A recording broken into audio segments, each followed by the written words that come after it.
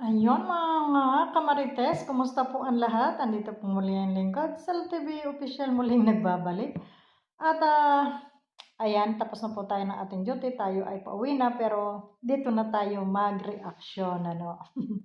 Sino pa ating na-reactionan? Ito po ay ang ating baby Beyonce na kung saan ay talaga namang marami na namang kinilig at siguradong marami na namang nainggit na mga basher dyan. Ayan. So, alam ko naman napanood niyo na ito dito kay Kalinga Prab at itong pag-I love you ni Papa Eds, no? My God. Ano kaya 'to? Laro-laro, may feeling o scripted? Kasi siyempre, alam ko naman ginagawa nila ang lahat para mapaligaya nila yung kanilang mga viewers, ano, lalo na yung mga talagang mga solid supporters, ano.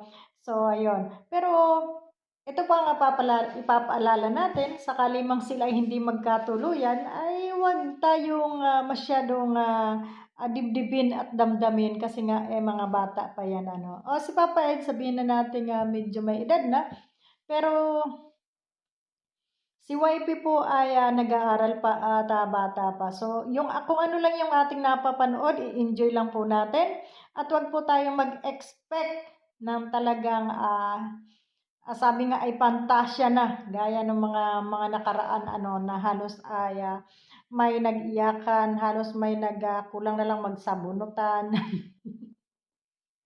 So enjoy lang po natin ano mga kamarites diyan, di ba? So, ngayon nga at ating napanood, kahit naman ako hindi man kinilig ay nangingiti 'no sa mga eksena nila. At bagamat ayun nga, hindi lang natin seryosohin para hindi kung masaktan man ay hindi masyadong masakit ano. So 'yun.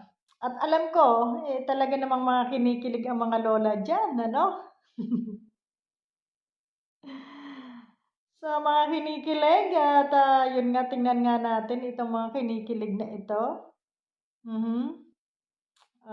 Ayun at ito meron tayong kinuhang video clip kung saan ay parinig na lang muna natin ano.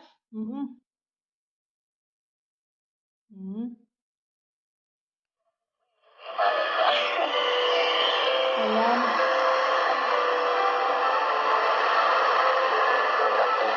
Ayan mga lola. At talagang magkahawak kamay sila. Kala ko kung ano sabihin eh. So, nag-I love you si Papa Eds.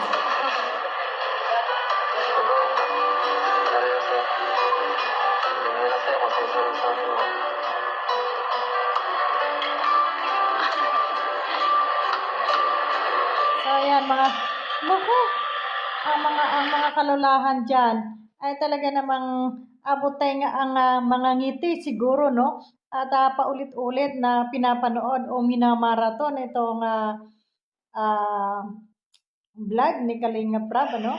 Oh, lalo-lalo na 'to eksena ito. Ayan, no? Oh, diba? Sabagay. Ang galing. Ang sweet naman.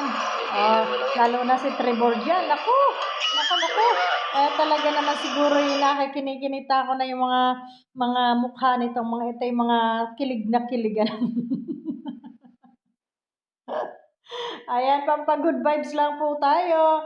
At talaga naman kung kayo ay mayroong mga suliranin sa inyong buhay, manood lamang kayo ng EDSI at talaga naman kayo ay maliligayahan po sa inyong buhay. Ayan, support po natin si Papa Eds at ang EDSI po ano, at yun nga no, habang tumatagal ay lalong gumaganda itong ating baby Beyonce. Kaya marami naman talagang maiinggit. Pero mauunawaan ko kung ang maiinggit at mangbabas dito ay kaedad niya, sabihin nating nagsiselos, no? Pero yung kaedad ko, o mas magurang pa sa akin at magsasabi ng kung ano-ano na Kesyo Malandi, Bold Star o Bold Queen, yung mga ganon, ateng, maghunos dili ka. Mga kabataan ngayon, talagang syempre sasabay sa uso. Alam nga namang magsuot ng saya itong si ano. Panahon pa yun ni Kupong-Kupong, ano? So kaya kung ano yung nauuso sa mga kabataan ngayon, talagang mga kabataan at ang ating mga angels ay hindi magpapahuli. Ngayon kung nalalaswaan kayo sa kanilang kasuotan, ay wag na lang kayong tumingin at ayun, magpakamanang na lamang kayo, no? Kasi sabi ko nga sa inyo, ngayon po ay new generation na at ang mga bata ay medyo mulat na at mga liberated na. Hindi na uso sa atin yung kapanahon na noon na talaga namang balot na balot ang katawan at Maria Clara ang datingan, no? So, ayun. Sa mga galit dyan, pikit na lang kayo at basta kami ay nag enjoy sa aming kiligan porsyon at ayan nga, I love you na si Papa Eds, no? Kaloka. Na, I love you na at mukhang hindi naman yata sinagot ni wifey. Ano, basta nag-I love you lang siya. At ito namang ating baby wifey, medyo kinikilig din si Inday, ano? Talaga naman, talaga naman. Malamang si Bupil dito ikilig din. Ako sa aking mga kumari dyan, ayan. Mga mari kong tunay, kayo ay ito na naman, meron na naman tayong isang kiligan portion maliban sa Danjoy. Ayan, maliban sa Danjoy, ayan, isa pa yan. At talagang yan po ay, sa Danjoy po, ako po ay members ng, kasama po ako sa kanilang Kilig Overload GC, no? Nandiyan po tayo at kasama po natin yung mga sponsor dyan na talaga naman po nagpapaabot ng kanilang tulong sa abot ng kanilang makakaya dito po sa Danjoy na kung saan ay talaga na mga dito galit na galit si Medet at ang kanyang kampon ano na talaga namang ginagawa nila ng issue, no? So tayo po ay member diyan sa Danjoy Kilig Overload. O ayan. So pero dito muna tayo sa ating Baby Beyonce at ang ating Papa Eds, no, na talaga namang kilig portion ang mga intay.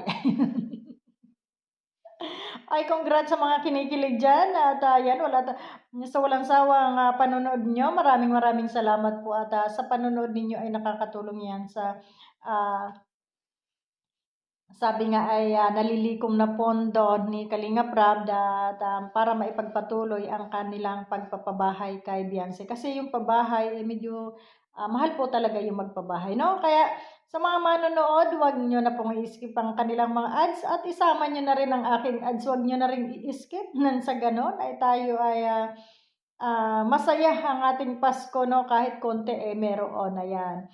Sa mga ka-EDSI dyan, ayan.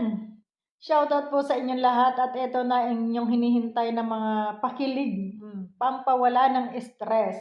So yan, maraming salamat and God bless. Ako po ay gogora na at tapos na po ang ating duty dito sa clinic.